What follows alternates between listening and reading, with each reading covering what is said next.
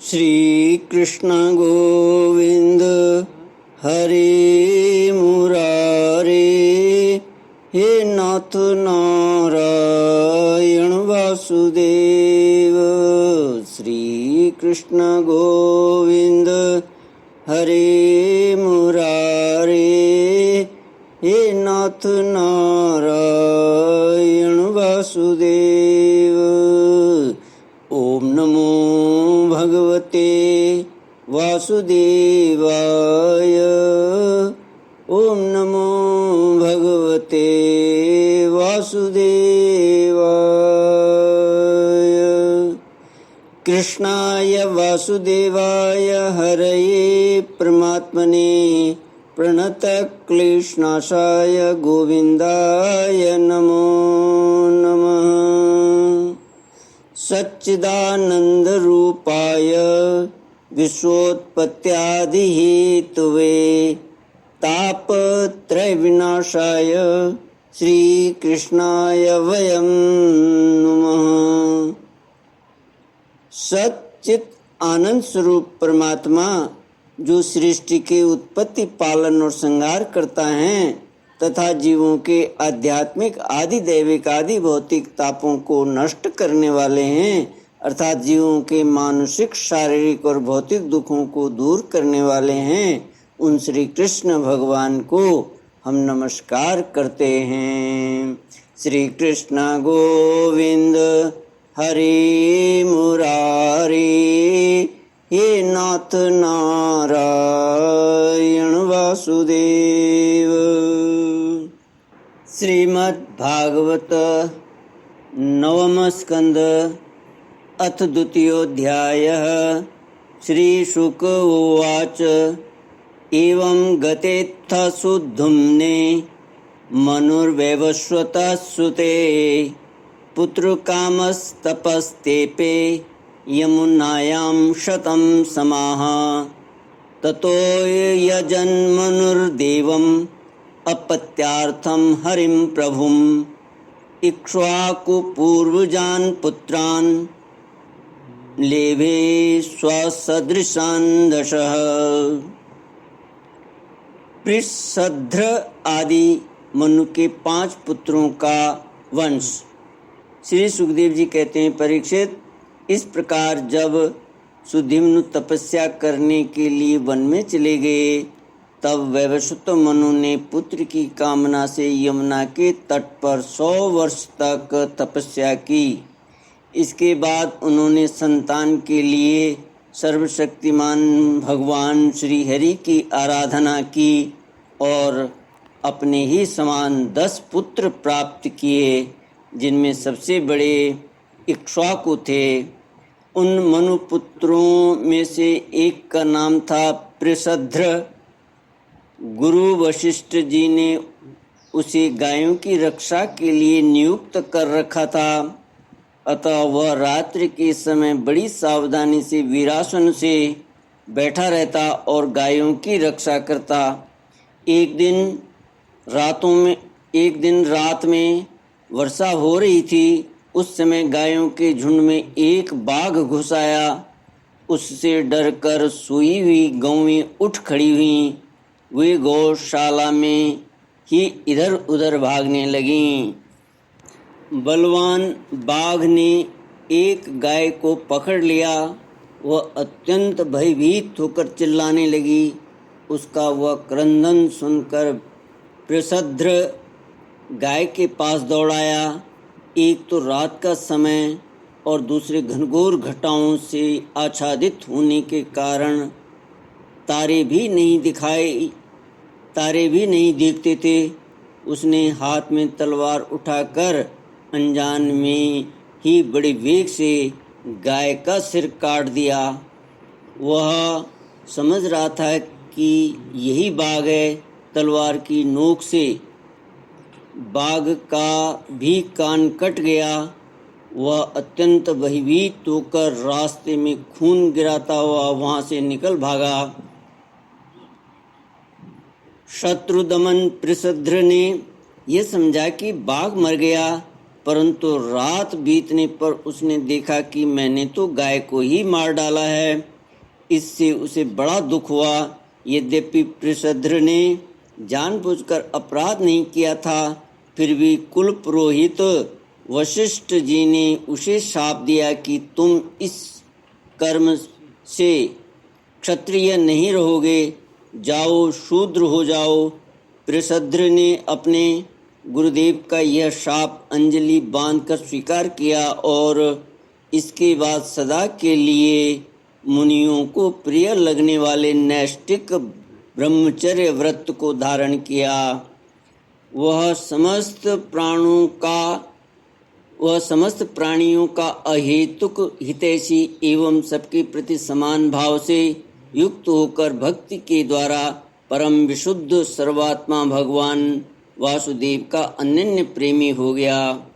उसकी सारी आसक्तियां मिट गईं, वृत्तियां शांत हो गईं, इंद्रियां वश में हो गईं। वह कभी किसी प्रकार का संग्रह परिग्रह नहीं रखता था। जो कुछ दैववश प्राप्त हो जाता उसी से अपना जीवन निर्वाह कर लेता। वह आत्मज्ञान से संतुष्ट एवं अपने चित्त को परमात्मा में स्थित करके प्रायः समाधिस्थ रहता।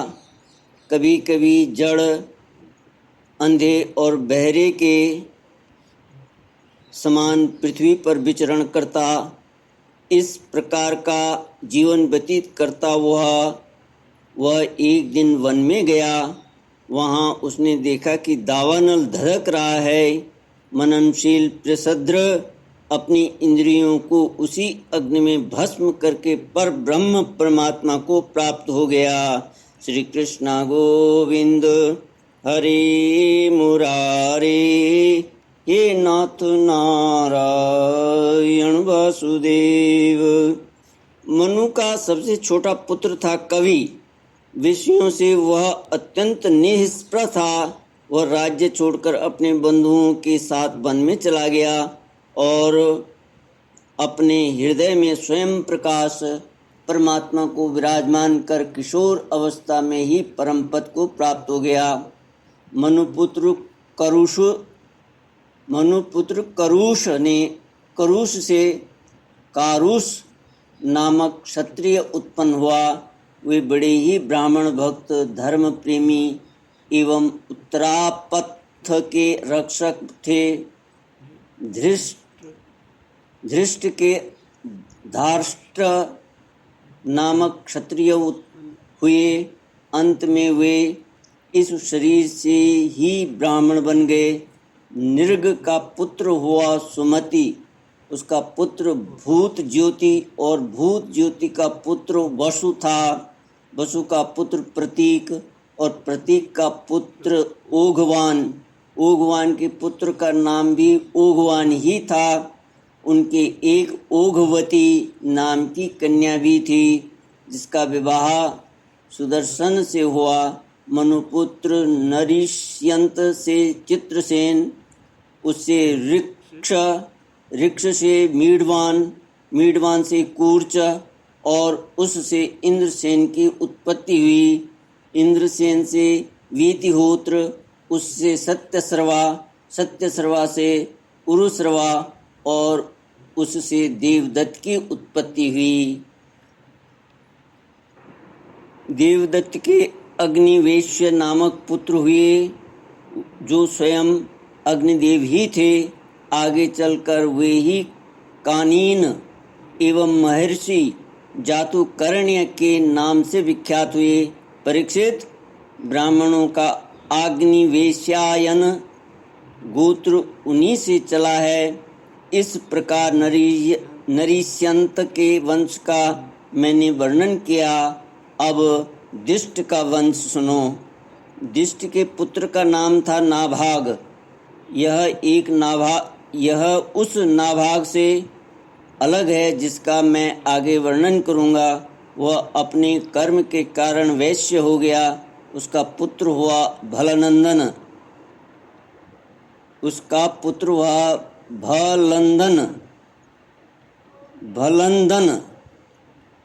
और का वत्स प्रीति, वत्स प्रीति का प्रांशु और प्रांशु का पुत्र हुआ प्रमति, प्रमति के खनित्र, खनित्र के चाक्षुष और उनके विविशंति हुए विविंसति के पुत्र रंभ और रंभ के पुत्र खनिनेत्र दोनों ही परम धार्मिक हुए।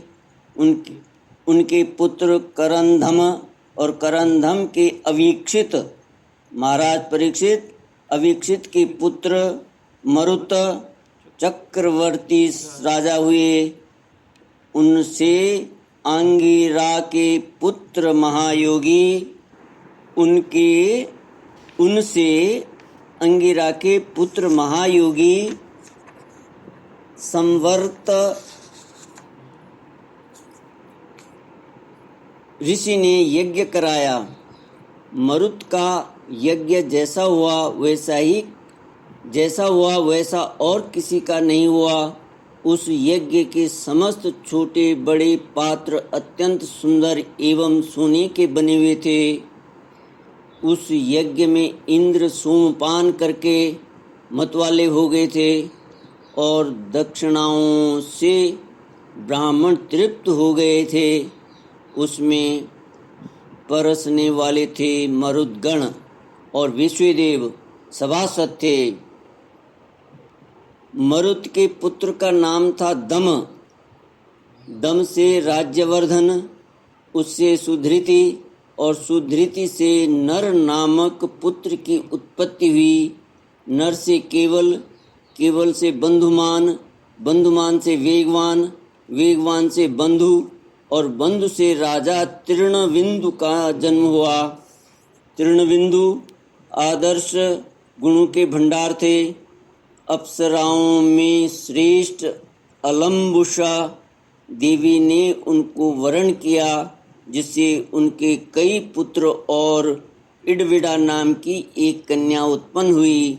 मुनिवर विश्रवा ने अपने योगेश्वर पिता पुलस्त्य जी से उत्तम विद्या प्राप्त करके इडविडा के गर्भ से लोकपाल कुबेर को पुत्र रूप में उत्पन्न किया। महाराज तृणविंदु के अपनी धर्मपत्नी से 3 पुत्र हुए, विशाल, शून्यबंधु और धूम्रकेतु। उनमें से राजा विशाल वंशधर हुए और उन्होंने वैशाली नाम की नगरी बसाई। विशाल से हेमचंद्र, हेमचंद्र से धूम्राक्ष, धूम्राक्ष से संयम और संयम से 2 पुत्र हुए, कृशाश्व और देवज।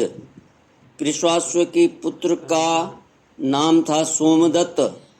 उसने अश्वमेध यज्ञों के द्वारा यज्ञपति भगवान की आराधना की और योगेश्वर संतों का आश्रय लेकर उत्तम गति प्राप्त की। सोमदत्त का पुत्र हुआ सुमति और सुमति से जन्मेजय। ये सब तृणबिंदु की कीर्ति के बढ़ाने वाले विशाल वंशी राजा हुए। श्री कृष्ण गोविंद हरे मुरारी, हे नाथ नारायण वासुदेव। इति श्रीमद्भागवते महापुराणे पारमहंस्यां संहितायां नवमस्कन्धे द्वितीयोऽध्यायः। ओम पूर्णमदः पूर्णमिदं पूर्णात् पूर्णमुदच्यते पूर्णस्य पूर्णमादाय पूर्णमेवावशिष्यते। ओम शांति शांति शांति। हरि ओम श्री गुरुभ्यो नमः। हरि ओम।